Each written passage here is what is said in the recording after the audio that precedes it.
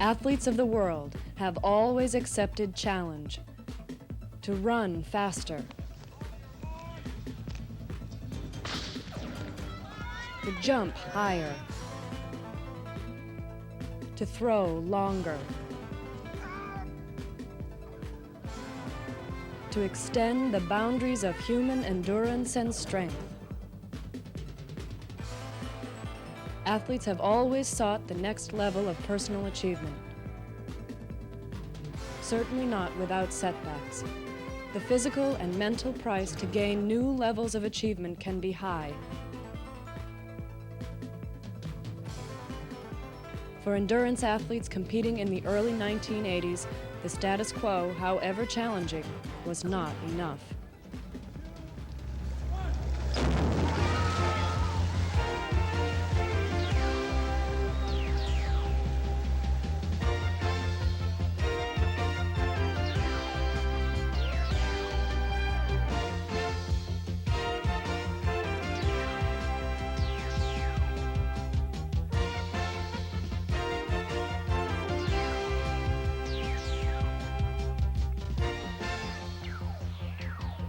This is Dave Scott in the closing minutes of the Ironman event in Hawaii, a 2.4-mile swim, a 112-mile cycle, and a 26.2-mile marathon.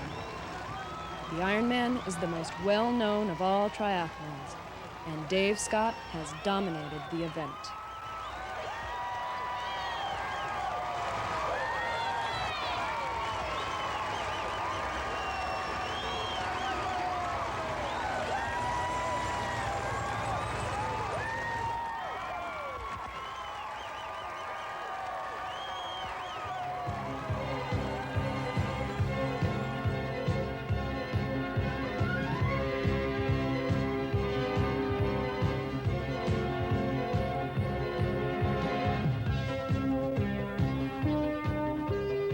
Triathlon is not the first multi-sport event to challenge the athletes of the world. However, it is the first sport to combine 3 events consecutively. In the Winter Olympics, we have the Nordic combined, with its ski jumping and cross-country skiing.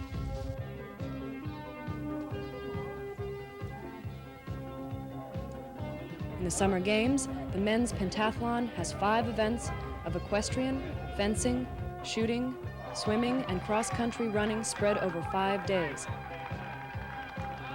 The Olympic decathlon winner has traditionally been called the greatest athlete in the world.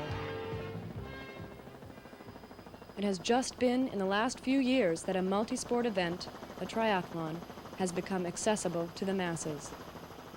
The purpose of this tape is to introduce athletes of all ages and abilities to the sport of triathlon and its most popular sequence: swimming, cycling, and running. For each section, a brief history and overview will be presented. A well-rounded triathlete should have a knowledge of each sport and sense of its history. Your goal may simply be to develop your skills in swimming, cycling, and running, improve your overall fitness level, or you may be training for a triathlon that lasts 30 minutes. Or your goal may be to win the Ironman. Why not? We want to say right from the start that if you accept the challenge of training for and racing in triathlons, when you get to the finish line, you will experience a sense of satisfaction that's hard to describe. We hope you will try it. This tape will be divided into 3 sections. The sections are: 1. Technique, 2. General training and conditioning suggestions, and 3. Racing tips.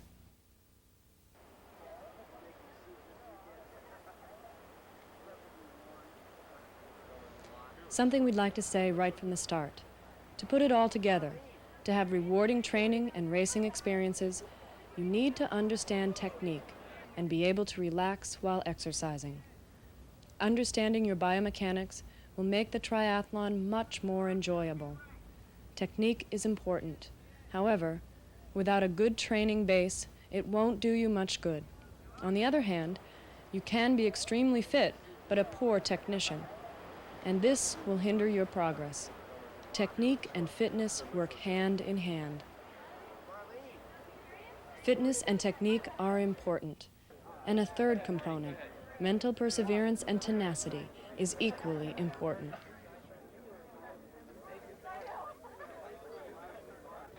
Technique, training, and race smarts all are important to make the sport of triathlon enjoyable.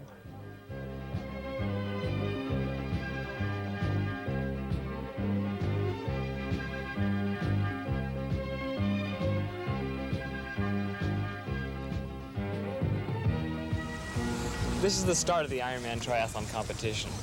Whether you're ever going to do this race or do one in your hometown, there's a few things you ought to know, so stay with me. I'm going to show you.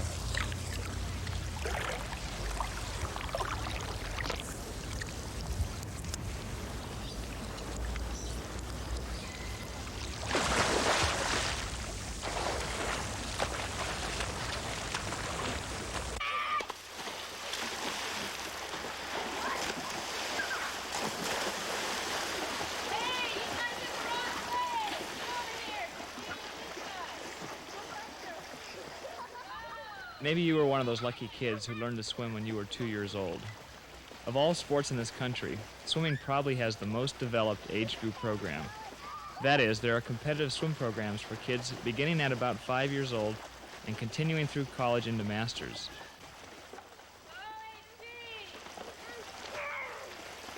It is not unusual for some of our Olympic swimmers, even though they may be only in their mid or late teens, to have 10 years of intense training and racing experience. The triathlon has attracted a number of participants from a competitive swimming background.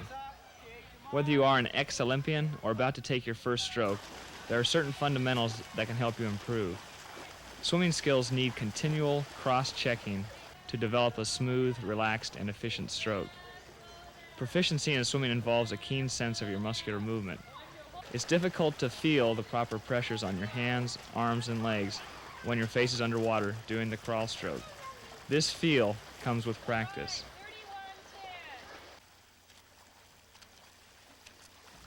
I've been practicing and practicing for years, and let me say something right from the start. I have never been accused of having the prettiest swim stroke. In fact, the most distinctive thing about my stroke is the amount of splashing that goes on. I can usually be picked out of a pack by my splashing arm entry. However, because I have at least been conscious of the underwater arm movement that propels me, I must be doing something right. My underwater mechanics are good, and the fact that I swim aggressively keeps me near the front in races. The basic swim stroke is deceptively simple. Minute changes in hand, arm, and general body position can have a great effect upon performance. The one thing you will see throughout this tape, or if you have an opportunity to watch an elite athlete compete in person, is that top athletes seem to be able to go fast and make it look relaxed. There is a relaxed fluidity combined with efficiency of motion that minimizes the effort. In other words, subtle technique changes dramatically influence energy conservation. In swimming, I call this sensation a feel for the water.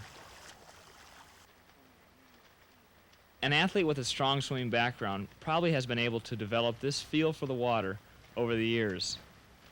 I have noticed in coaching age group, masters, and new triathletes that it takes about 2 years of routine training to develop that feel or easiness in the water. For someone just starting, the goal of attaining an efficient stroke, a stroke that maximizes the physical effort put in, can be frustrating at first.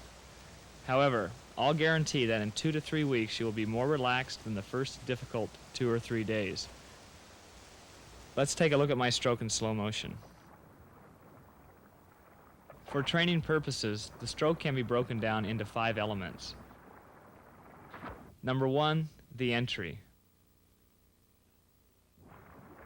Number 2, the downward press into the catch. Number 3, the inward sweeping motion or power phase of the stroke. Number 4, the finish, when your arm is nearly extended and hand is next to your hips. Number 5, the relaxed recovery as the arm swings over the surface. Let's go underwater to see where the power is generated. Notice the hand comes in very relaxed on the entry. ideally slipping the pitched hand into the water with the thumb and index finger leading the way. No splash. Try not to assault the water on your entry. Don't whack your hand on the surface and carry a lot of bubbles underwater. Let's review the 4 elements of the stroke. The entry. Bent elbow, hand pitched roughly 45 degrees, no splash. Extend the arm under the water to a full extension. Make sure the hand is always deeper than the elbow. Don't lean on your arm. Typically, when you get tired, the elbow has a tendency to drop, which will greatly reduce the efficiency of the stroke. The downward press and catch. A slight outward scull or semicircle of 2 to 3 inches with the hand, and a gradual flexion of the wrist. Keep the elbow high. The inward sweep. Apply the power. Keep the elbow away from the body. Look at your elbow bend as you pass underneath your chest. We want approximately 90 to 110 degrees at the elbow. This elbow flexion will come almost naturally if you allow your body to rotate longitudinally. The finish. The wrist hyperextends. Simply let your wrist relax. Point fingers down towards the bottom of the pool. Don't brush your thumb against your thigh. This will cause your hand to slip out of the water too early. The recovery. A relaxed hand. Lift the elbow up, keeping the shoulder and upper arm as loose as possible. Tight-shouldered people try a little wider arm recovery swing over the water.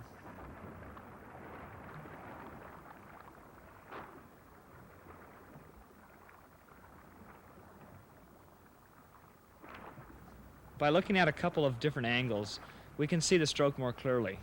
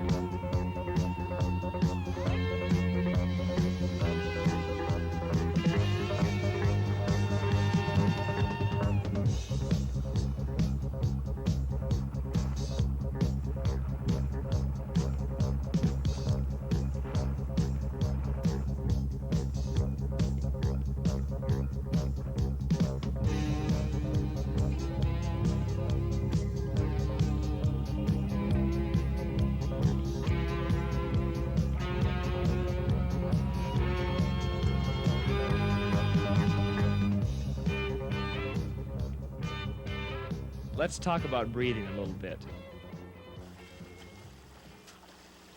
I breathe on my right-hand side, breathing every stroke. 3 of the important things about breathing are: number 1, don't seal or pucker your lips. Lightly close your mouth while underwater. Number 2, exhale out of your mouth and nose throughout the inward sweep and finish phases. Number 3, fill up your lungs. You have a second to take a long, slow inhale during the recovery. As you can see from the underwater shots, I am completing the exhale before my head comes out of the water. That way, I am ready for the next inhale as soon as my head turns above the surface.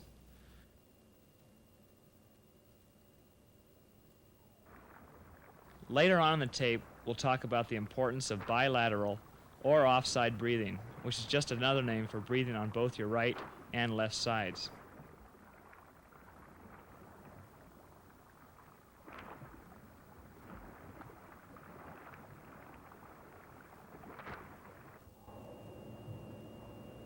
Let's talk about kicking a little bit. I'm not sure that my kick would qualify for an All-American status, but it works for me. Basically, I use a kick that simply keeps my legs up and body balanced in the water. In technical terms, it's a 2-beat crossover. For every arm stroke, I have a down beat and then a crossover or overlap of my legs, which eliminates fishtailing of my lower body. Typical in men because of shoulder inflexibility. If I want to put a little surge on, or pick up the speed a little, I increase the intensity and tempo of my kick and my arm stroke simultaneously. My kick simply serves to keep the body horizontal and provides stability and doesn't provide too much power to move forward. My recommendation is to think about keeping your feet close to the surface. That is, don't overemphasize a deep downward thrust from your legs.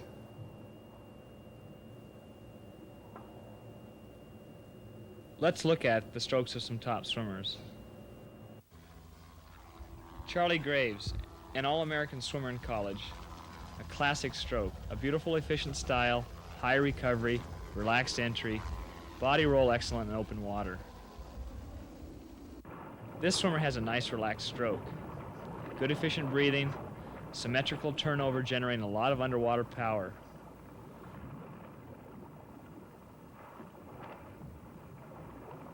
From the back angle, we see his arms doing most of the work. His legs just maintain a high body position, using the recovery to relax.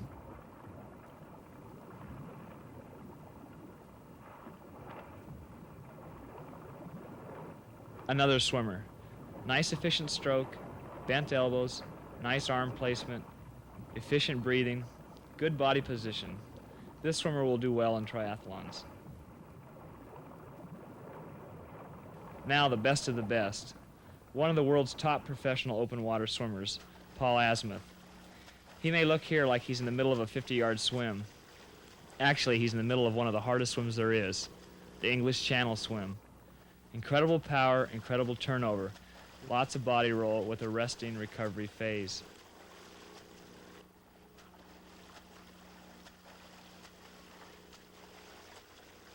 And now back to me. In your train and racing, think about the 5 elements of the stroke. Number 1, the entry. Number 2, the downward press and catch. Number 3, the inward sweep. Number 4, the finish. And number 5, the recovery. Think about your kick as a means to get the body horizontal and occasionally provide more power. Key points in swim technique. Number 1, relaxation of arms and breathing. Number 2, rotation longitudinally to allow full extension of arm to facilitate recovery. Number 3, gradual underwater bend of elbows. Number 4, don't overkick. Later in the tape, we'll talk about general training and navigation tips and race strategy.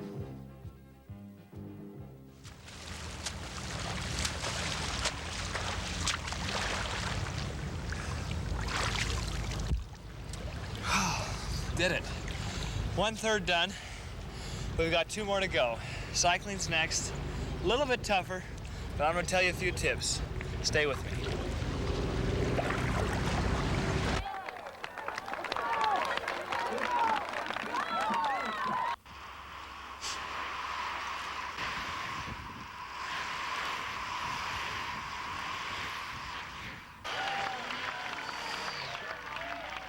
While swimming has its own appeal, it's hard to beat the exhilaration of going fast on a bicycle. The fastest swimmers go about 4 miles per hour, cyclists about 40. Bicycle racing is on the upswing, particularly in the United States. Let's put the cycling leg of the triathlon in context with the overall sport of cycling. The most straightforward and common bike race is the road race, where drafting behind your teammate's wheel and team tactics are important. The road race features a pack of riders who either cycle from point to point or do long laps. Another form of racing is track racing, or velodrome racing. In this country, there are only a handful of velodromes, but the sport again is picking up popularity. There were hundreds of velodromes around the turn of the century in this country. Track racing has numerous events and is a popular Olympic sport. The drafting tactical advantage of not leading is so great in the 2-lap match sprint that often riders come to a complete stop in the battle for position. Track racers use bikes with 1 fixed gear and no brakes.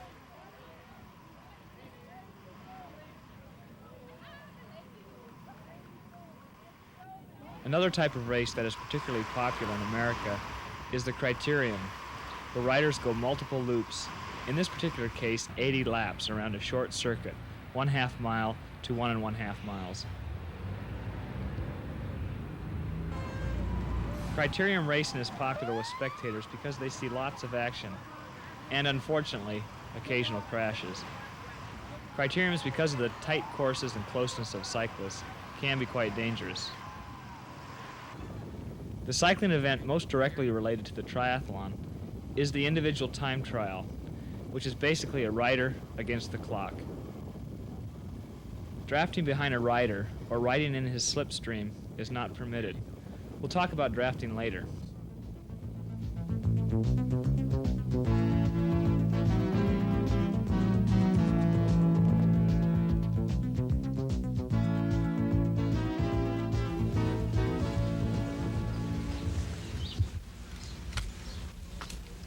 Cycling is a difficult leg. However, I've found a few tricks and a couple of techniques that really have made my cycling a lot faster. I'm going to show them to you out on the Ironman course. Follow me out there.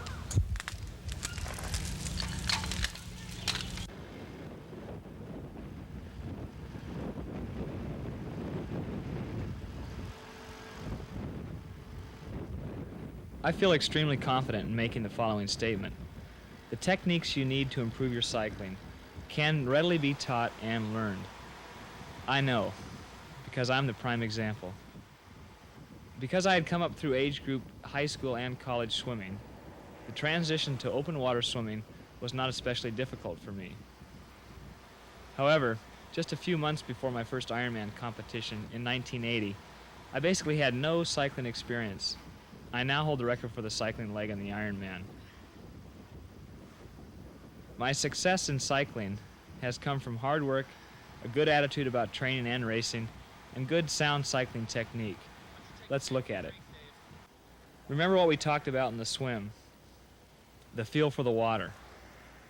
There is an equivalent on the bike, a feel for the bike, for efficient, streamlined, fast riding that comes with experience and training. There are several keys to riding efficiently on the bicycle: body position, hand and arm position, and pedal mechanics. Let's slow things down a bit and see what we've got.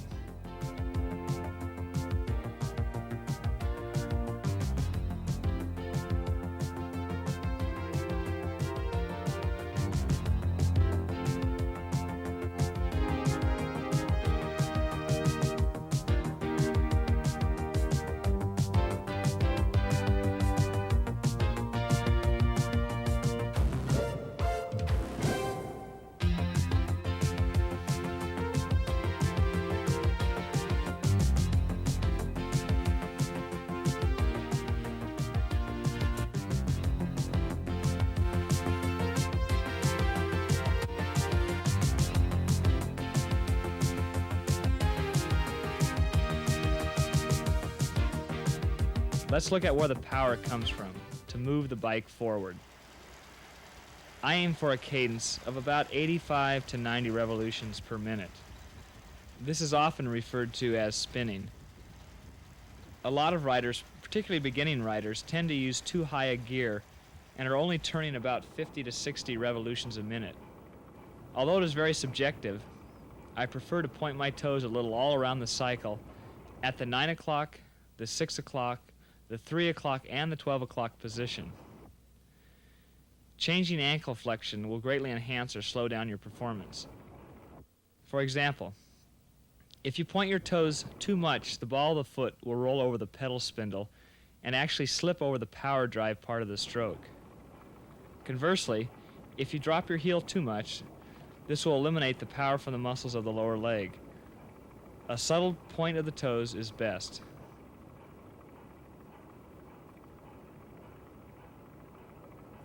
It is important to think of the cycle as not just a downstroke or an upstroke, but a complete circular motion, where power is basically being generated the entire time. However, most of the power will be from the quadricep muscle group on the downstroke. A technique that I often use is referred to as standing up or getting out of the saddle, whereby you move forward, bringing your weight forward, putting more of it on the handlebars, and this allows you to generate more power. For example, if you are approaching a hill and don't want to lose momentum, getting out of the saddle allows you to maintain your pedal cadence without changing gears. It also allows you to relax your rear and leg muscles and stretch your lower back. Your cadence will drop off 10 to 20 RPMs, but for a short hill, this transfer of position may be advantageous. I quite often stand up even on the flat sections to give my muscles a slight break. Hand position is important. I frequently move my hand position from on top of the brake levers to the top of the handlebars, simply for variety and to help relax the neck, back muscles, and also tricep muscles of the upper arm. Here I am riding along with my hands on the drops. This is important to do if low body position is desirable, or if you want quick access to the brakes, either on a downhill or in a situation where maneuverability is critical. Regardless of the hand position, with the exception of standing up, try to let your elbows bend slightly and relax your total upper body.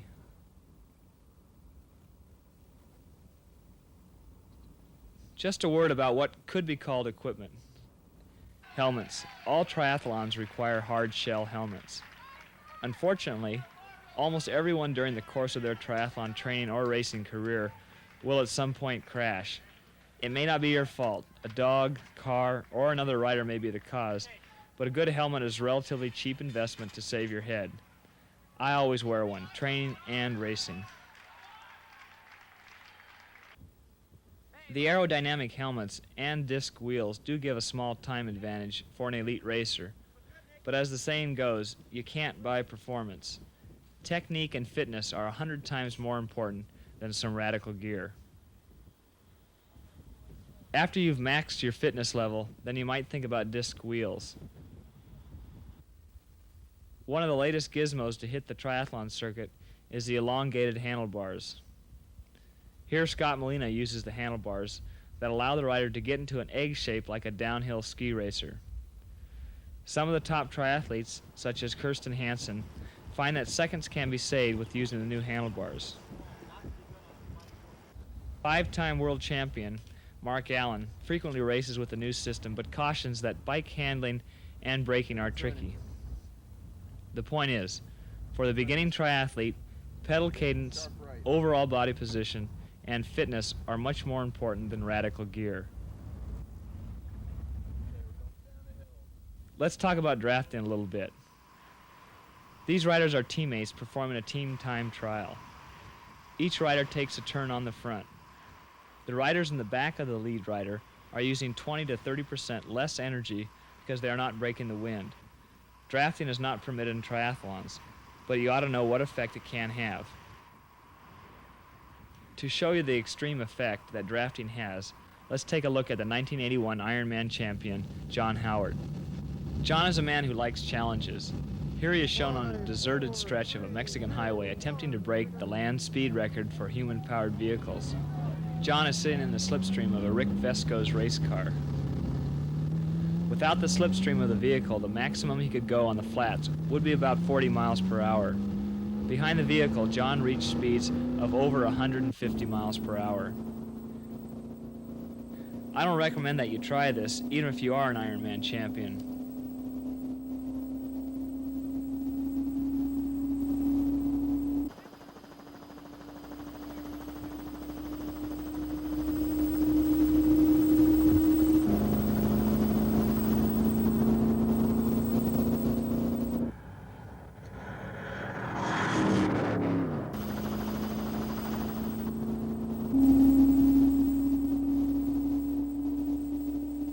Not many triathletes come from a cycling background, and one of the nice things about the sport are some of the newfound pleasures it can bring, particularly in training. John Howard says it well. Yeah, there's something about covering ground under your own power and covering a lot of ground at once that it's difficult to describe, but I guess it involves the fresh air, the blue sky, and just being out there on your own, on the bike, having the machine working perfectly. All the gears are finely tuned. The The bike is a physical extension of yourself. And I think there's something about the machine that brings it about when the bike is operating smoothly. And there's a sort of synthesis of movement between bike and rider. The bike is responding, the body is responding, the light is just right. So there's got to be some kind of a high there. And once you've found it, there's nothing quite like it.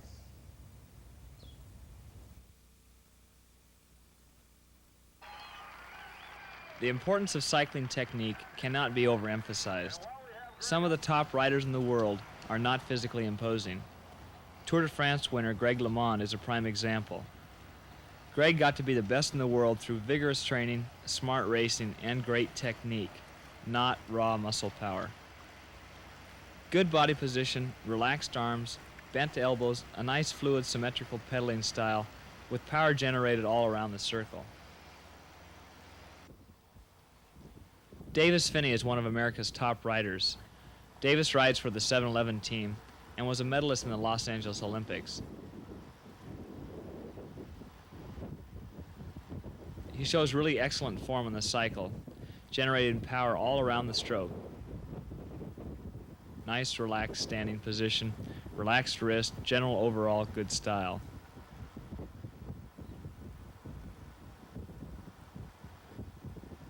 Let's go back to me on the Ironman course and review. The techniques that are important for cycling: relaxed arms and bent elbows, aerodynamic body position, cycle cadence 85 to 90 RPMs, pedal through the cycle all the way around.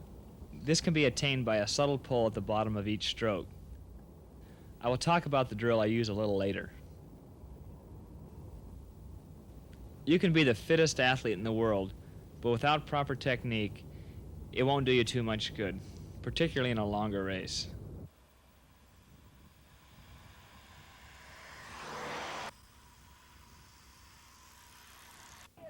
Just a brief word on bike sizing. One of the most important aspects of proper cycling technique is a correct fit of the bike and the body. The length of your arms, legs, torso, and your weight are important factors in bike sizing and selection. Because sizing is such a highly individual thing, I strongly recommend being fitted by a reputable bike dealer. It's critical to have a bike that's the proper size, and a professional dealer is an expert in this area. Adjustments of 1/4 of an inch and less can mean a big difference in performance. So if you're buying a new bike or want to have your present bike checked for fit, go see a good bike dealer.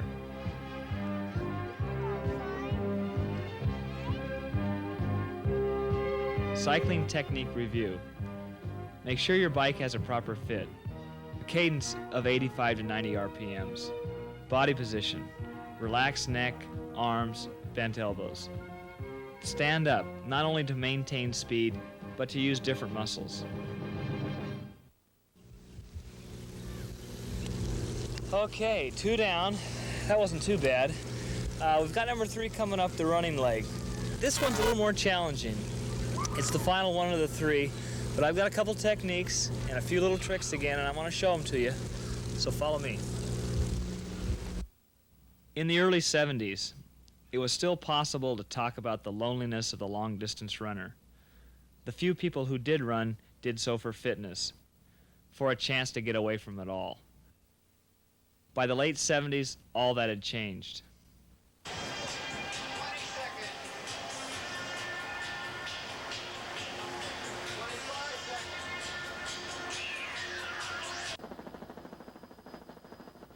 Training for and racing in 10Ks and marathons became the top athletic challenge. Average runners could line up with Olympic champions and put themselves to a single sport test that would last 3 to 4 hours. The popularity of running paved the way for the triathlon challenge. Elite runners of the world are running faster than ever, and many are moving into the triathlon ranks. The competition among the top has never been keener. You'll probably see some of these girls in the Olympic triathlon not so many years from now.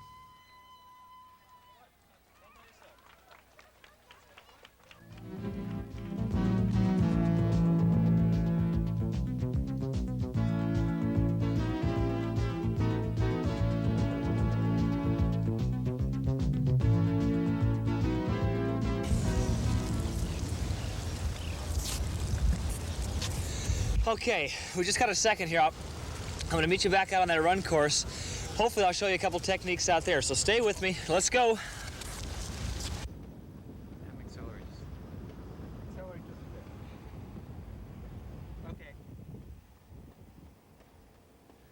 Now, if someone was going to do a textbook on running, I don't think they would choose me to represent the elite of the sport. But like my trial by fire in cycling, it was only a few months before my first Ironman that I ever competed in a marathon run.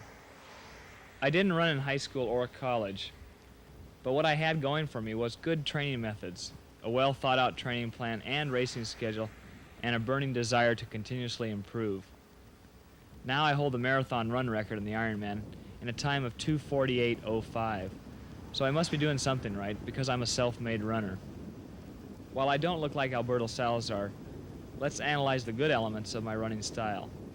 Relatively relaxed arms, perhaps I carry my arms a bit too high, good efficient leg movement, not too much bounce, and an efficient stride length, not too long, not too short. I think the real key to my running, in spite of its rough edges, is that I have a relatively relaxed, efficient style. I don't overstride or bounce.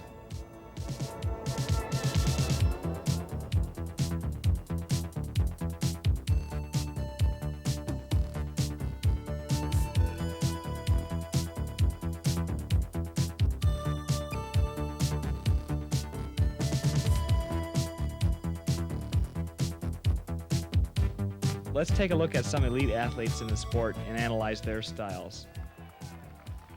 Alberto Salazar, absolutely dominant and unbeatable for many years, a running style that when analyzed by the so-called computer motion experts indicated poor form and limited potential. Boy, were they wrong.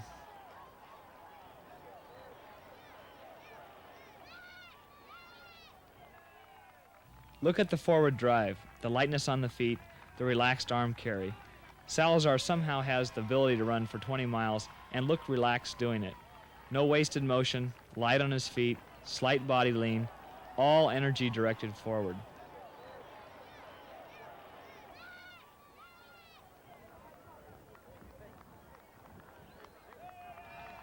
Mary Decker Slaney. Nice light arm movement, powerful kick. A much higher kick due to the shorter distance and speed. Most triathletes will use a shorter stride due to some inherent tightness after getting off the bike in their lower back and their hips. Don't force the stride length. These elite marathon runners strike gently with their heel and drive forward through the ball of their foot. Notice the bend of their elbow is about 90 degrees. Hands gently closed but not clenched.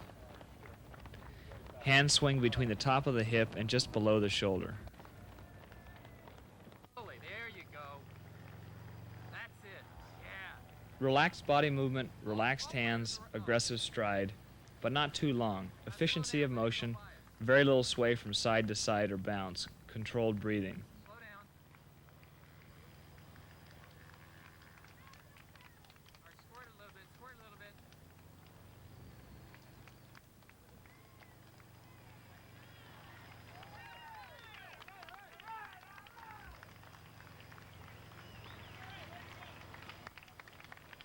You can have the greatest swimming, cycling, and running techniques in the world, but without the training background, great technique won't do you much good. Let's review what's important about running. Slight body lean forward, relaxed shoulders and face. Upper arm in fairly close to your side, lower arm swinging in a near vertical plane. Slight impact on your heel with a push off the ball of your foot, using your toes, Achilles tendon, and calves. Don't overstride. This will deplete energy stores. I find thinking about lightness of foot plant useful. That is, a light-footed stride can help direct momentum forward, not into the ground.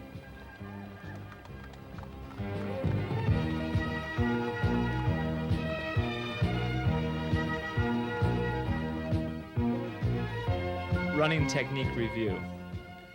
Relaxed arms, efficient stride, no bouncing, light foot plant.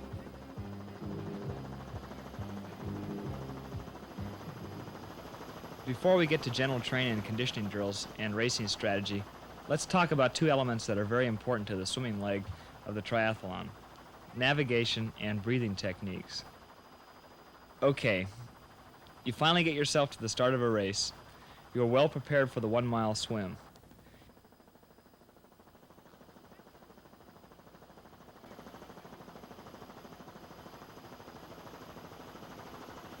If you zigzag all over the course, you'll end up swimming many extra yards. Proper navigation techniques will get you to the finish line faster because you'll be swimming the shortest distance. Almost all triathletes do their training in pools, and it's pretty hard to get lost there. Unfortunately, the line on the bottom of the pool can't be found in the lake or the bay or the ocean, and I know there's no lines leading to the turnaround point at the Ironman swim. Just moments after the start, look at these swimmers all over the course. Similar to cycling, drafting behind another swimmer requires less energy than leading. The lead swimmer is navigating and carving through the waves. The lead one is the only one navigating. But up ahead, expert swimmer Charlie Graves shows perfect form in swimming right next to the buoy that marks the course.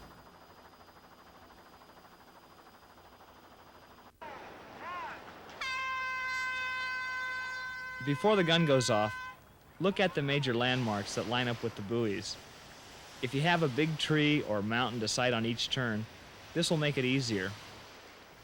Try to swim the race course the day before the race and stop at all the turn buoys. The key is to look up frequently, perhaps every 5th stroke to sight on a course buoy. Some people call this the water polo stroke. This is how I do it.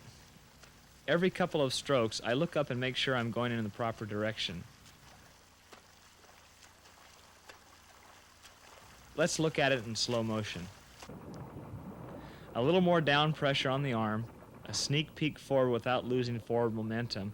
Sometimes I do it 2 strokes in a row just to make sure I'm on line.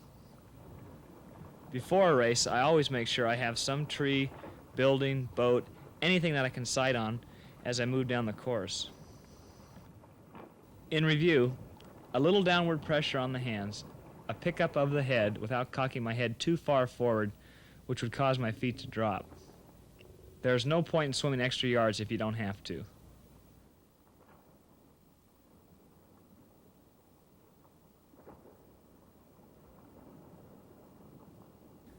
Let's look at how some of the other swimmers do it.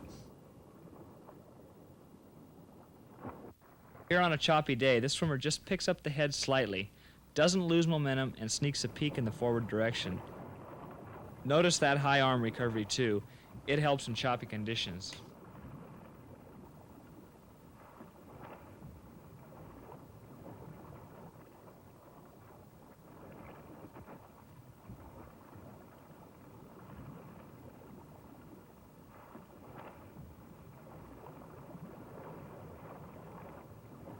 This swimmer again, without losing momentum, takes a quick peek instead of going 20 or 30 strokes and possibly getting off course.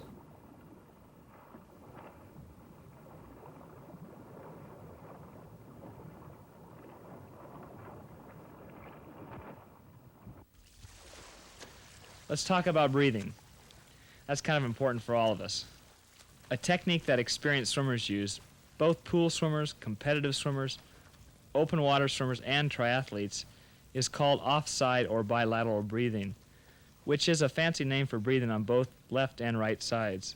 In both training and racing, it's nice to be able to do this for many reasons. It can help in navigation. You can also look around at the competition, and it really does help you relax the muscles of the neck a little bit. Another aspect of bilateral breathing that's also important: by breathing on each side, you help force your body into good shoulder rotation, which is important for stroke mechanics. When I'm really seriously racing, I always only breathe on one side, my right side. You should not bilateral breathe in a timed race to locate your position unless you have a very fast turnover.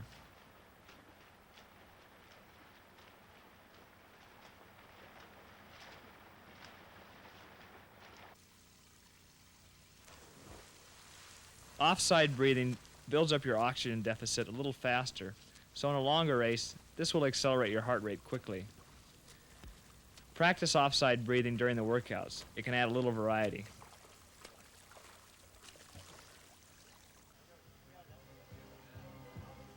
Now the fun begins. Now that you know, generally speaking, the proper techniques for swimming, cycling, and running, it's time to talk about training and conditioning. Proper technique and good conditioning will get you to the finish line faster. It's impossible to design a conditioning program to fit everybody because we are all starting from a different fitness background. But there are some overall guidelines that should be helpful. First of all, you have to establish goals. If you're new to sports and competition, you may be satisfied to simply finish a triathlon. More experienced triathletes may want to become more competitive in their age divisions. The point is, establish a goal, a realistic goal. Establish a reasonable objective and include 2 to 3 short-term goals. This will enhance your motivation. Secondly, develop a training plan. I'm going to suggest some general ideas in the next section of the tape. Your plan should be realistic with a certain degree of flexibility.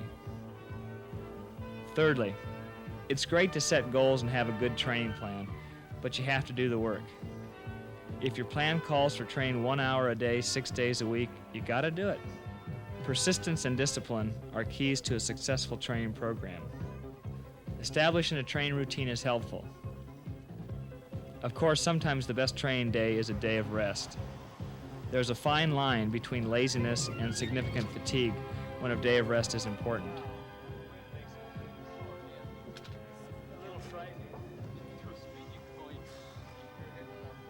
Occasionally a day comes when I don't want to even look at my bike or running shoes.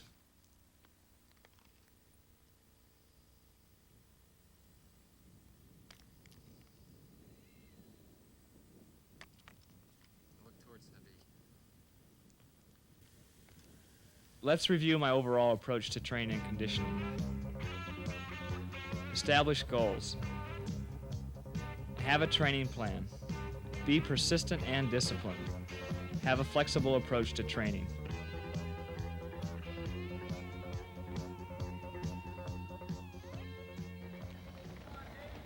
There are a lot of catchphrases and words for training and conditioning, such as hard, easy, long, slow distance, intervals, rest, recovery, etc. Basically, all training conditioning is a mixture of aerobic and anaerobic activity. While we could spend a whole tape talking about the red blood cells, lactic acid, glycogen, etc., a layman's explanation, and one that is sufficient for our purposes, is as follows. Aerobic. Exercising at 60 to 80% maximum effort, a controlled pace, whether swimming, cycling, or running. For example, running with a friend and carrying on a conversation is aerobic. Anaerobic. 80% to 100% of maximum effort, a pace which can only be held for a short time. Samples would be the sprint at the end of the race, or interval train on a track or a pool, or hill climbing without losing speed on a cycle. In the most general terms, long-term training consists of mostly aerobic and some anaerobic. That is, more longer, slower distance training sessions. As the race season approaches, a swing to more anaerobic activity occurs. That is, more speed work and less long, slow activity. Again, this depends upon your objectives. I think a mixed bag of training will emphasize a total fitness program from endurance to power.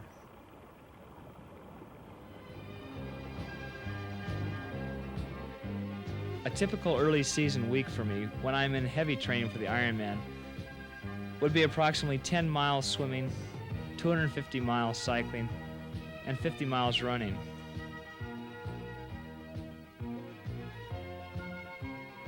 On any given day, I would do at least 2 of the sports.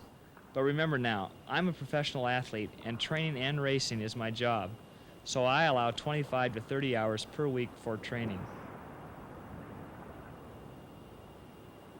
Some weeks I actually do more, some weeks I do much less.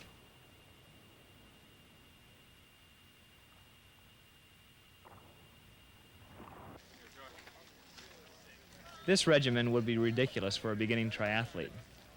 For someone who is training for what has become known as the International Distance Triathlon, which consists of a 1-mile swim, a 25-mile bike, and a 6-mile run, I would recommend the following weekly training: 3 miles of swimming, 75 miles of cycling, and 25 miles of running. These distances will vary greatly depending on your present fitness level, time of year, and racing goals. But if you can keep to a training schedule like this for at least 8 weeks, you should, with a little tapering or cutting back, be able to have a competitive, enjoyable triathlon racing experience.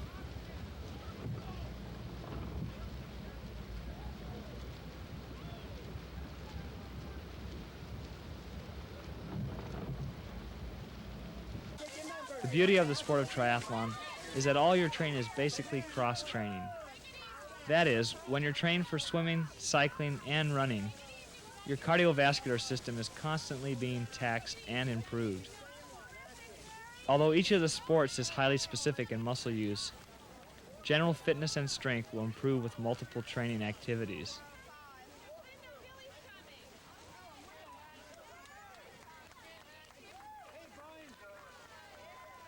By monitoring your resting heart rate in the morning and checking how fast your recovery heart rate is after workouts or during your sets, this will give a positive feedback on your progress. There are certain drills that I use to complement my weekly training sessions. I try to do these drills at least once a week.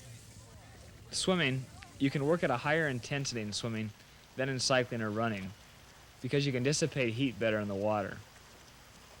So the percentage of anaerobic training for swimming can be higher than the other sports. I try to spend about 30% of my swim workout doing butterfly, backstroke, and breaststroke. I also try to do 1 time trial per week to evaluate my conditioning level. For cycling, I also have some drills that I use to complement my weekly training sessions. Number 1, standing up, to develop the quadriceps and gluteal muscles. Number 2, my elliptical drill. I alternately concentrate on my right and left legs. For example, I relax my right leg and concentrate solely on using my left leg.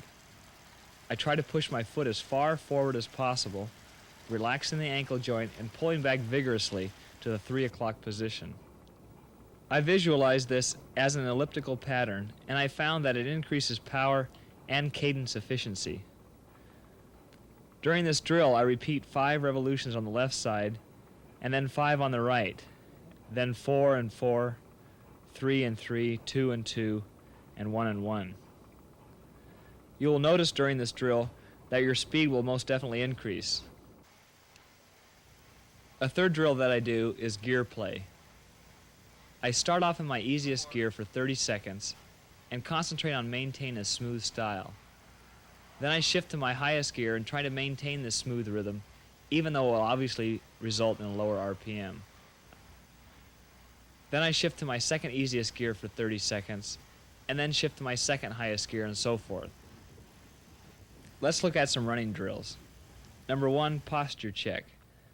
I lean progressively forward, which shifts my upper body over my pelvis, lowers my chin, allows me to have a light heel plant, and increases my leg speed. Typical triathletes have tight backs and tight hamstrings from cross-training and have a tendency, particularly when they finish the cycling leg, to run too upright. This drill will teach you to attain the proper body lean of 5 to 8 degrees. Another drill for running, arm swing.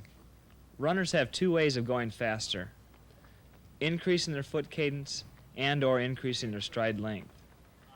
Because of fatigue and muscle tightness, it's very unlikely that triathletes in competition will be able to increase their stride length.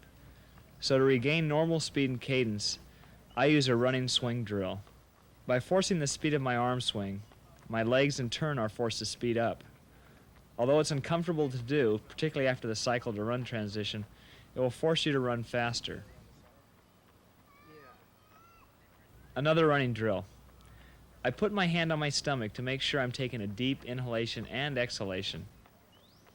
I can feel my stomach moving in and out when I'm taking deep, slow breaths, which result in a slowing of the heart and respiratory rate. This breathing drill keeps me focused on efficient breathing. Every sport has accessories, and swimming is no exception. I use hand paddles twice a week at a moderate tempo to monitor my underwater mechanics. The large surface area of the paddles will amplify any flaw and/or slippage of the underwater technique. Paddles can also be used as a deltoid and tricep builder, but be careful.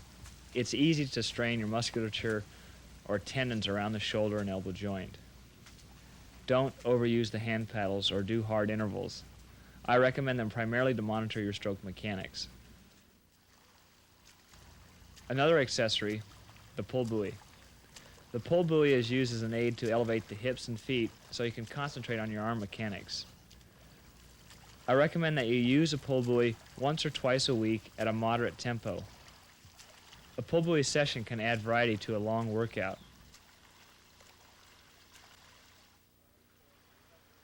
The kickboard aids in developing quadricep strength and increases ankle mobility and flexibility.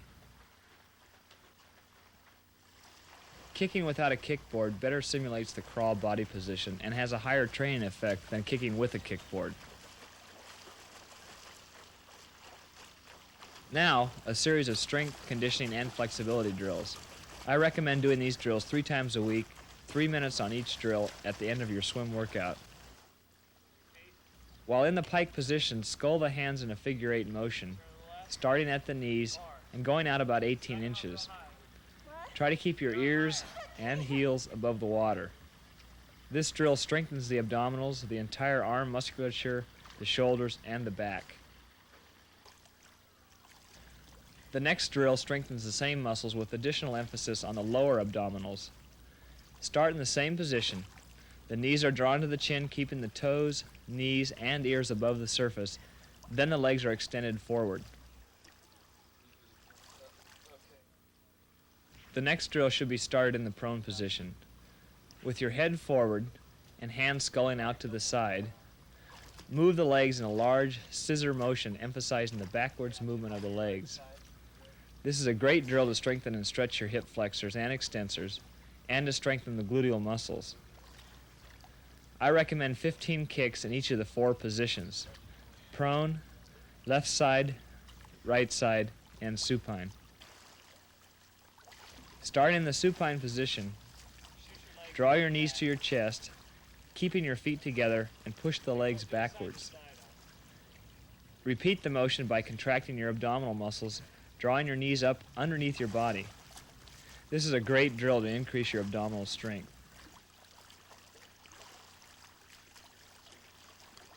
The hands-on head vertical flutter kick. This is much more demanding than kicking with a kickboard. Some instructors recommend using fins. For cycling and running, there are a few training drills that I like to do on a regular basis. Hill training and fartlek or speed training are 2 good drills.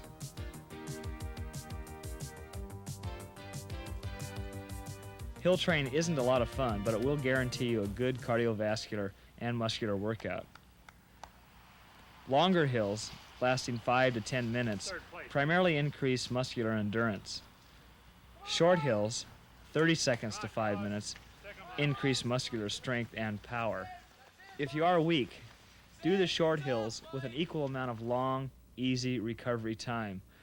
For example, if the hill is 3 minutes long from top to bottom, then coast down easy and rest while pedaling for 3 minutes before repeating it. Remember, a longer recovery allows a higher energy output. This makes you stronger.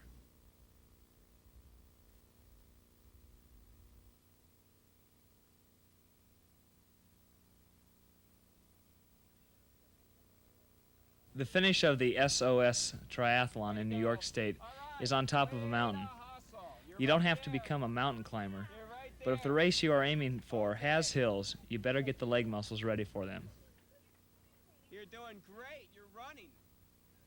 You're the first out of the first 30 that's made running. Be careful running downhill. That's when you can really increase the impact on your hips, knees, and ankles. I ride and run on hills to complement my other training. These elite women runners come to the starting line prepared. They know that to do well, they will be required to vary intensity, to surge and answer surges. An athlete who is trained at a set pace with no variety and intensity will probably not race well. Similarly, because virtually all triathlons feature hills, winds, and weather unknowns, it's critical to vary your training regime. If all of your training is at the same intensity and of the same length, in other words, at an even energy output, you'll be in trouble unless the race course is exactly the same as your training regime. Vary intensity, training distance, rest times, and terrain. I recommend 3 ways to elevate your aerobic capacity. First, long, steady efforts of 60 to 80%. Secondly, break up the distance with short rests of 15 seconds to a minute and repeat for at least 15 minutes. For example, rather than doing a 2-mile run at a medium pace, do an equal distance of 8 1/4-mile efforts at a higher intensity, allowing for a short rest recovery in between each. Thirdly, progressive effort. This elevates your maximal aerobic capacity. For example, during a workout of 2-mile cycling repeats, gradually increase from 70% to an all-out effort. Take a long recovery interval of at least 2 minutes before repeating.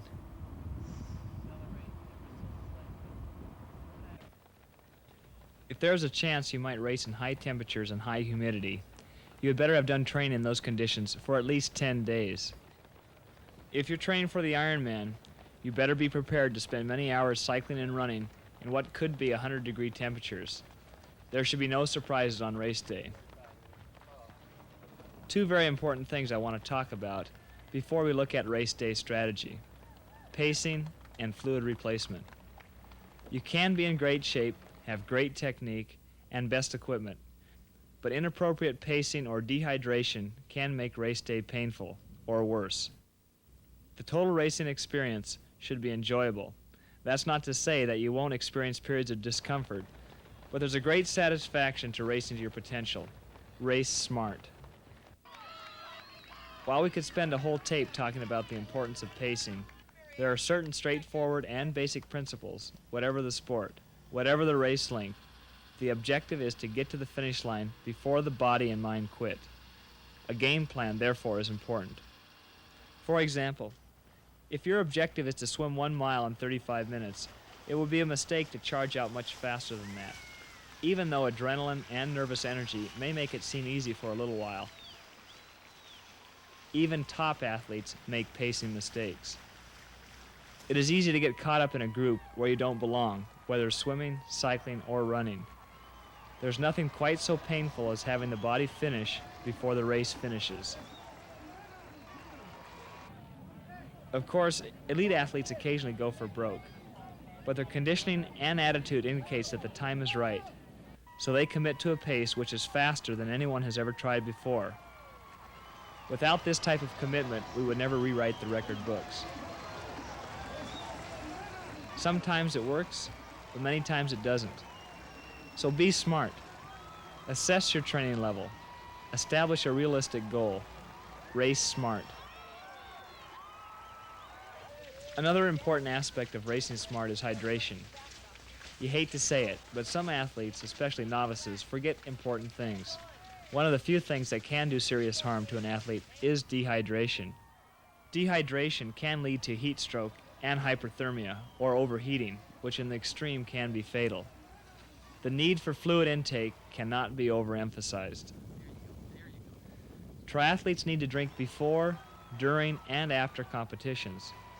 Rule of thumb: drink 8 to 15 ounces of cold water before the race. Okay, so you're not thirsty, but the conditions can be deceiving. High humidity and a cooling tailwind, they can give a false sense of proper hydration early in a race. The old maxim, never pass up an aid station when participating, that's still valid. Drink early, drink often. The body needs fluids to keep the engine going. A word on nutrition. We are constantly bombarded with mountains of information on diet and exercise. Quite often the facts are misconstrued. I would like to briefly share some of the sound facts about nutrition which parallel my own dietary guidelines. Whether you are an experienced triathlete or someone who is just taking a step into athletics, a balanced diet for optimum health and performance should consist of approximately 60 to 70% complex carbohydrates, 10 to 20% fat, and 10 to 20% protein. This diet will provide the necessary calories and nutrients for maintaining and prolonging your short and long-term health and endurance.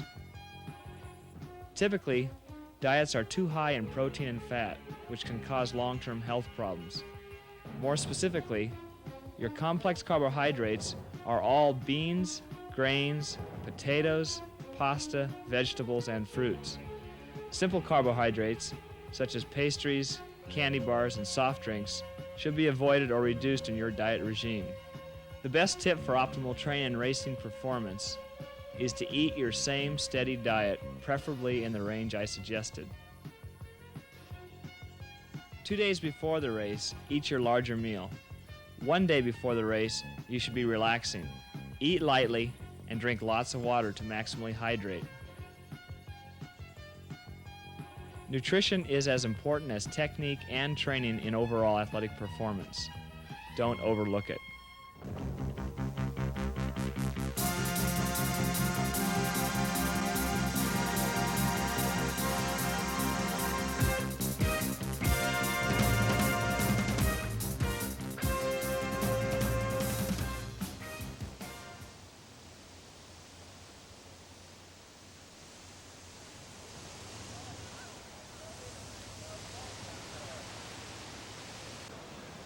There are certain things I can guarantee will happen on race day. You'll be nervous, particularly if it's your first event. I still get nervous at the starting line. Everyone else is nervous too. Get to the start early so you can prepare your transition area without rushing.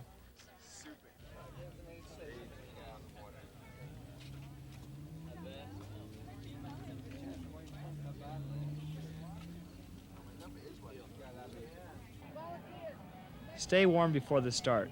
Don't stand around for a half hour with only your bathing suit on, even if it's hot out. Be smart. Use pre-race time to review your race plan. I can guarantee that almost everyone else at the start is going to look bigger, stronger, and faster. Fortunately, the competition is out on the course, not on the beach. That's why we have the races. I guarantee you'll pass many of those athletes that look a lot bigger and stronger on the beach. Be smart. Seed yourself according to your ability. Running a race is crazy enough when 12-minute milers line up next to 4-minute milers. But when arms, elbows, knees, ankles, and sharp toenails all get into the action, things can get pretty wild. Some additional pre-race tips. Walk the transition areas. Know where the entry and exit points are.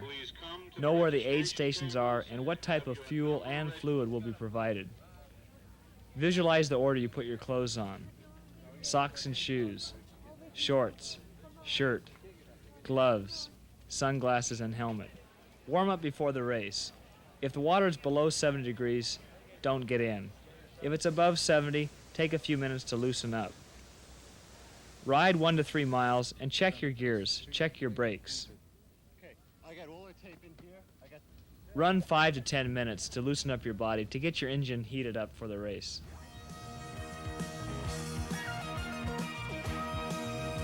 Let's review some pre-race suggestions.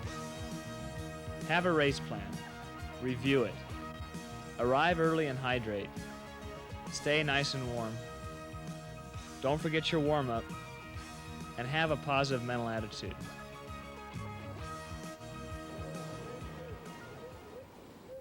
Okay, it's about time to get wet. Just think, you could still be home in bed, but this is more fun. There are different kinds of triathlon starts. Starts where you run into the water, and in-water starts. Many events now have wave starts, where the various age groups start at 1 or 2 minute intervals to ease the crunch of an overcrowded swim. Most triathletes have developed a close camaraderie and good sportsmanship as part of the code, but it only takes a few who seat themselves improperly to make a swim start very crazy.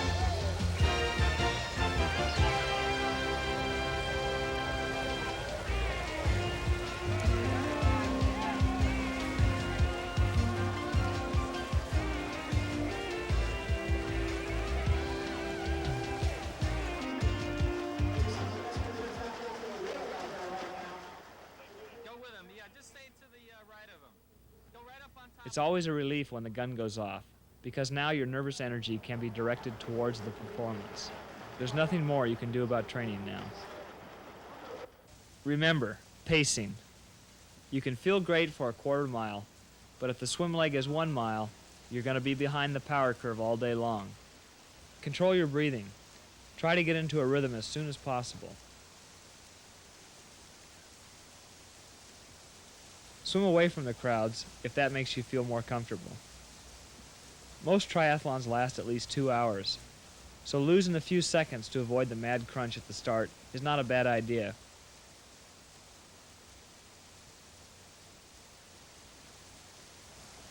Most race directors are very conscientious about safety, particularly water safety. The lifeguards aren't out there this early working on their tan. There's help there if you need it.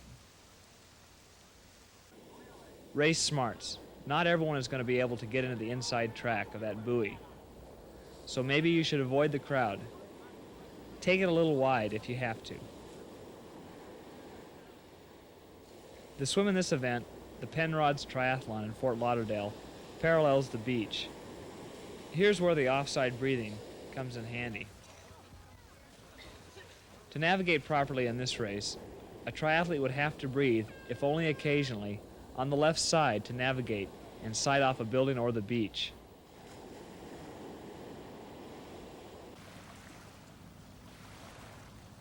Are you touching bottom?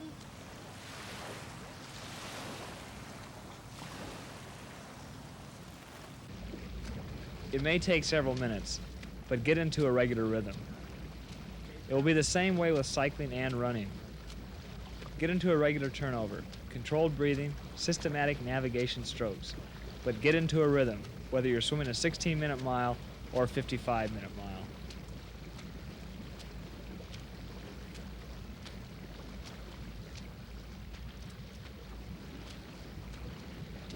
Some swims are point to point and some are out and back. The important idea, know the course. The Mighty Hamptons Triathlon features a sailboat turnaround. Just make sure you pick the right sailboat.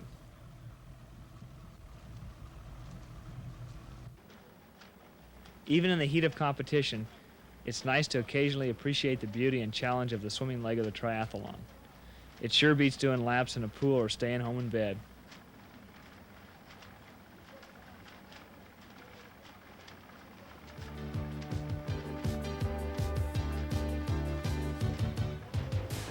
Racing tips swimming. In review, proper self-seating. Avoid the crowd. Have a pacing swim strategy. Control your breathing and navigate a straight course.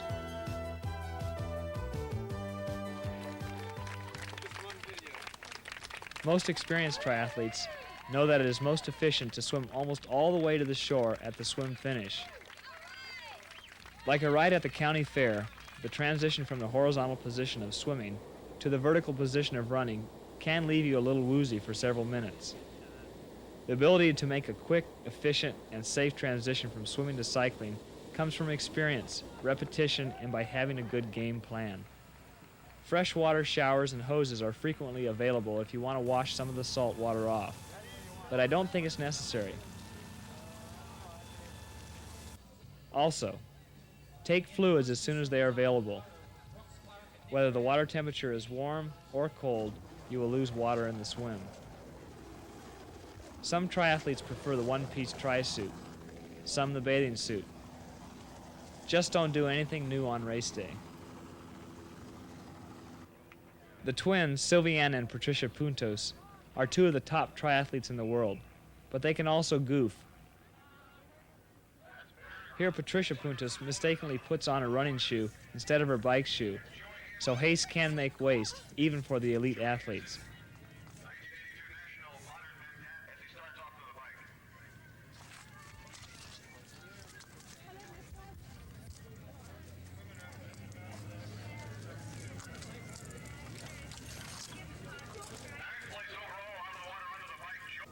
The best advice I can give to the beginning triathlete is to take as much time as you need to get ready for the cycling leg.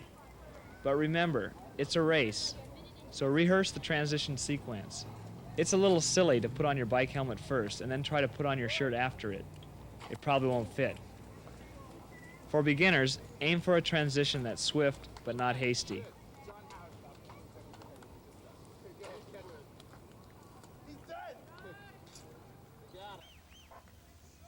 As triathlon fields get bigger, race directors often have to squeeze people into tight spaces. Don't try to race out of the transition area. You may not make it.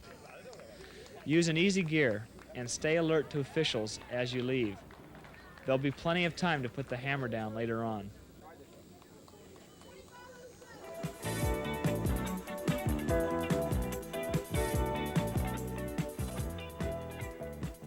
Transition tips. Have a well-rehearsed transition plan. Drink lots of fluids. Be alert. Use an easy cycle cadence until you are out of the transition area.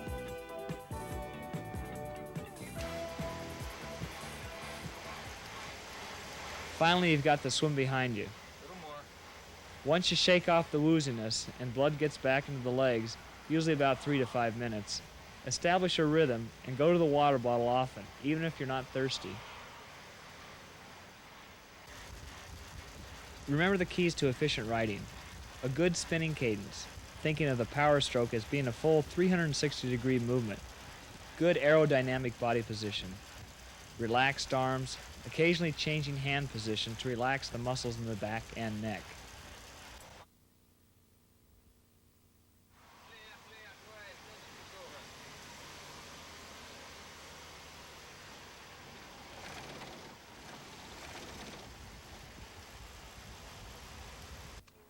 For the beginners, it may take several miles to feel comfortable. That's okay. A lot of inexperienced triathletes make a pacing mistake on the cycle.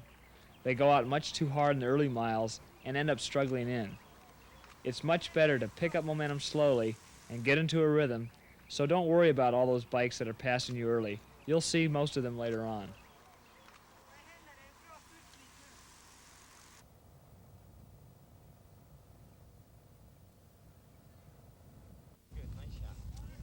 For a 25-mile cycle leg, you'd certainly want to go through at least 2 12-ounce water bottles and maybe 2 or 3 times that much, depending on the conditions and how large your physique.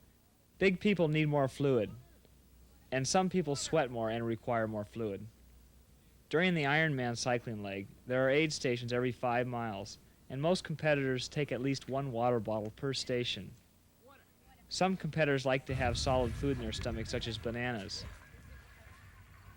For a cycling leg of 25 miles, solid food may not be necessary, but it's totally up to you. The important thing is, never try anything during a race that you haven't tried in training. That's one lesson we've all learned the hard way. Thus, if the event you are entering is going to have a certain replacement drink on the course, you better try to take that same fluid or caloric replacement in your training.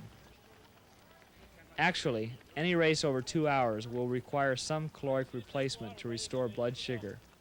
The faster the pace, the more hills and fluctuations, the more fluid and food you will need.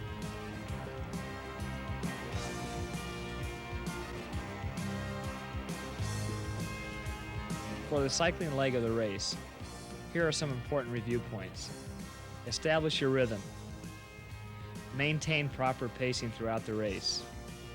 Keep a low aerodynamic body position and take lots of fluids. The transition from cycling to running can be challenging. I like to back off a little bit in the last 1/2 mile of the cycle leg and spin in an easier gear.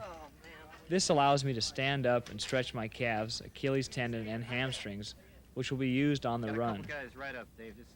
That gives my muscles a chance to relax. This is a long day. It's downhill. Do it, Dave. Do it, Dave. Do it. It's important to enter the transition area at a slow rate of speed. In fact, some events require you to walk your bike through the transition area.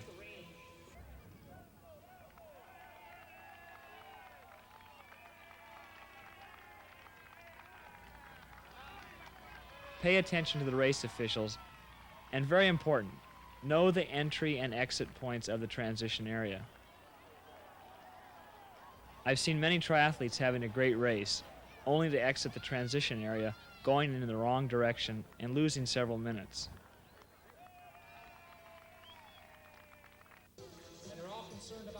Needless to say, it's worth a few extra seconds to get your running shoes on properly. Rehearse the transition and become comfortable with the sequence.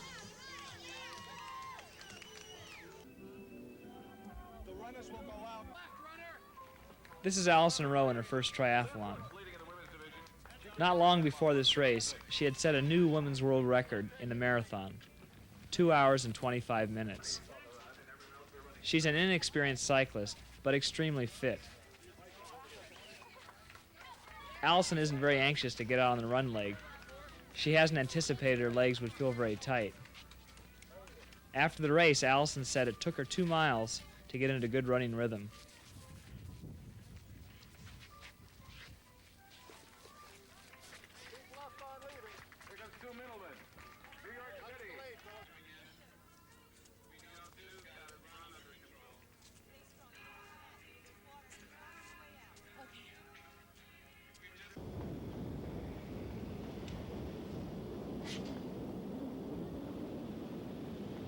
It's especially important to take fluids early in the run. Don't pass up an aid station without indulging. In the Ironman, there are aid stations every mile on the run, and most events have aid stations at least every 2 miles.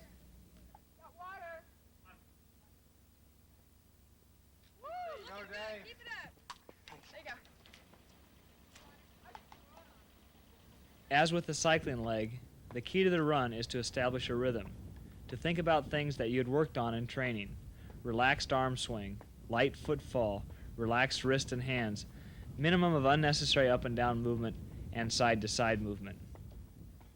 With the swimming and cycling legs behind you, the running leg allows you to focus on one objective: to establish a pace to get you to the finish line in good shape. If the running leg is 6 miles, don't run a pace that you could hold for 4 miles and hope you can hang on. You'd probably find out that you can't. It's better to set a pace that is conservative. You can always accelerate in the last few miles if you have anything left.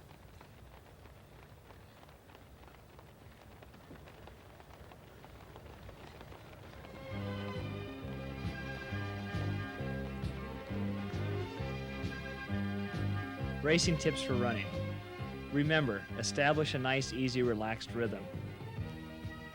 Relax your upper body and your arms. Maintain a light foot plant, and above all, control your pace.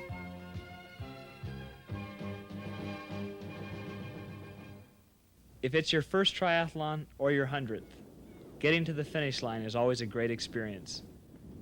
Many triathletes I know have finished an event and have not been thrilled about their performance, only to find out that they have won an age group award.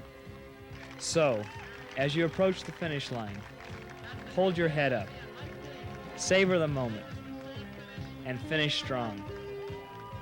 Now you are a triathlete.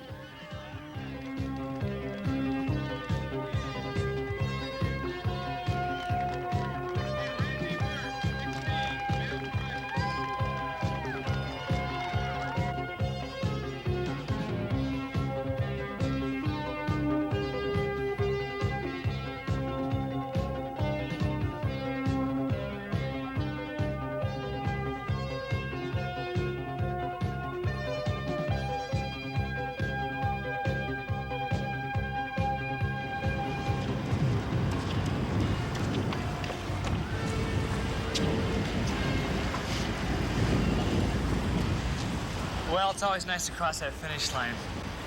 We did it today. We started with the swim, did okay on the bike, and finished with the run. Now it's your turn. I expect to see you next year at the starting line. Good luck.